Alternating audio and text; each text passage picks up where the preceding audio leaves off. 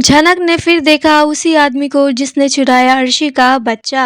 क्या इस बार अनिरुद्ध कर पाएगा झनक की बातों पर विश्वास? क्या अर्शी करने वाली है झनक के ऊपर केस? जी हाँ दोस्तों, हम बात कर रहे हैं स्टार प्लस के शो झनक की। तो दोस्तों, आगे बढ़ने से पहले आप इस चैनल पर नए हैं तो इसे सब्सक्राइब कर दीजिए, साथ ही बेल आइकन दबाना ना भूलें। वीडियो अच्छा लगे तो इसे लाइक जरूर कीजिएगा। चलिए आगे बढ़ते हैं दोस्तों। सीरियल झनक के अपकमिंग एपिसोड में आप देखने वाले हैं कि ऐसे शुभो जो है झनक से बदतमीजी से बात करता है और कहता है कि ये तो तुम शुक्र मनाओ कि अर्शी ने तुम्हारे ऊपर केस नहीं किया, क्योंकि उसके बच्चे की मौत के जिम्मेदार वो तुम्हें ही मानती है। अगर वो चाहे ना तो तुम्हारे पर केस कर सकती है।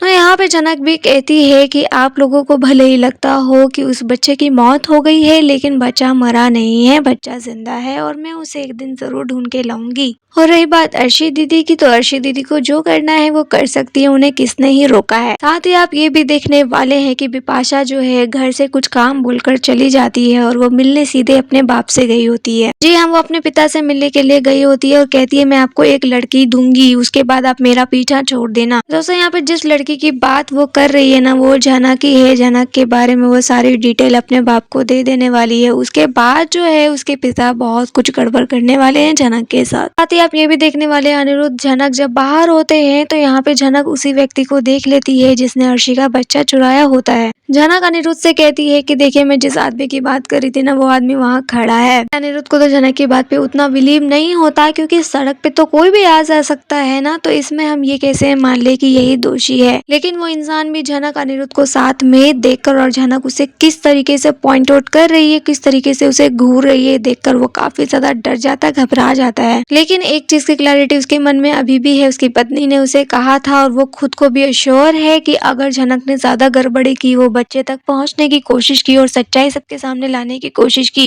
तो इस लड़की को समझाएंगे नहीं, सीधा उड़ा देंगे, यानी झनक को जान से मार देंगे। पर झनक जब जब उस इंसान को देखती है, उसे वही चीज याद आता है कि इस इंसान ने बच्चे का एक्सचेंज कर लिया और अर्शी दीदी का बच्चा अपने पास रख लिया। ये बात झनक बहुत अच्छे से जानती है। इतनी आसानी से झनक जो है इस चीज को लेट गो नहीं करेगी। दोस्तों, अब ये सीन दिखाया जा रहा है तो झनक बहुत जल्द अर्शी के बच्चे तक पहुंचने वाली है और उसके बच्चे तक पहुंचने में झनक को काफी सारी मुसीबतों का सामना करना पड़ेगा। यहाँ हो सकता है कि झनक की जान पे भी खतरा आ जाए। अब किसी की भलाई करने के चक्कर में झनक की जान चली जाए, उसे चोट लग जाए, उसे कोई फर्क नहीं पड़ता, लेकिन झनक को सबकी मदद करनी है, सबके लाइफ का मसीहा बनना है।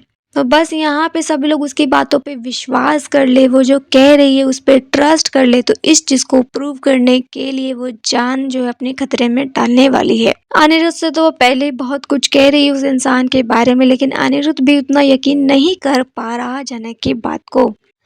यहाँ पे अनिरुद्ध को ये बात समझनी चाहिए, अगर वो झनक को अच्छे से जानता है जितना वो दावा करता है कि झनक अगर एक बात कह रही है, बार बार कह रही है, तो हो सकता है इसमें कोई सच्चाई हो। और मोस्टली ऐसा ही होता है कि झनक जिस चीज को कह रही होती है, ये लोग पहले तो ट्रस्ट नहीं करते, लेकिन जब उसके बाद रिजल्ट बहुत बुरा हो जाता है तब इन सबको झनक की बात पे विश्वास होता है। तो आगे कोई दुर्घटना ना हो, बड़ी दुर्घटना से बचने के लिए झनक की बात पर एक बार अनिरुद्ध को विश्वास करना चाहिए और उस इंसान के लिए तहकीकात करनी चाहिए, इन्वेस्टिगेट करना चाहिए कि वो इंसान कहाँ है, वो बच्चा किसका है। अनिरुद्ध यहाँ पे झनक को किस तरीके से सपोर्ट करेगा ये देखना तो दिलचस्प होगा ही, लेकिन फिलहाल यहाँ पे झनक के ऊपर पूरी जिम्मेदारी आ गई है उस बच्चे तक पहुँचने की, क्योंकि यहाँ पे अभी कोई भी झनक का साथ देने वाला नहीं है, क्योंकि वो झनक के ऊपर किसी को भी विश्वास नहीं है। तो सबकी कमांड झनक अकेले संभालने वाली है। उधर अर्शी उसके पीछे पड़ी हुई है और शुभो ने उसको कह दिया है कि जल्दी अर्शी तुम्हारे ऊपर केस करने वाली है। दोस्तों, ये अब एक ही चीज बार बार रिपीट होती है तो दर्शक को देखकर काफी बुरा लगता है कि कितने बार अर्शी केस करेगी। कई हजार बार वो कह चुकी है अनिरुद्ध को भी कि मैं तुम्हारे ऊपर केस करूंगी, तुम्हारे ऊपर केस करूंगी। मतलब अर्शी इस शो में सबसे ज्यादा यहाँ पे जो है वार्निंग ही देती रहती है। जी हाँ, यहाँ अर्शी सबसे ज्यादा यहाँ पे लोगों को चेतावनी देती रहती है, धमकी देती रहती है, लेकिन करती कुछ भी नहीं है। कई हजार बार तो वो यह कह चुकी है कि मैं ये घर छोड़कर चली जाऊंगी, मैं ये घर छोड़ के चली जाऊंगी, मुझे तुम्हारे मेरे साथ नहीं रहना, लेकिन एंड में उसे जाना ही नहीं है। अब तो वो ये कहती हुई नजर आई है अनिरुद्ध को कि मैं अब तुम्हें कभी छोड़ के ही नहीं जाऊंगी, मैं तुम्हारे साथ हमेशा चिपक के रहूंगी साये की तरह, और ताकि तुम और झनक कभी एक ना हो पाए। तो आखिर अर्शी करना क्या चाहती है, कहना क्या चाहती है, इसका कोई भी अर्थ समझ नहीं पा रहा, क्योंकि उसके बोलने में और उसके एक्शन में जमीन आसमान का फर्क नजर आ रहा है।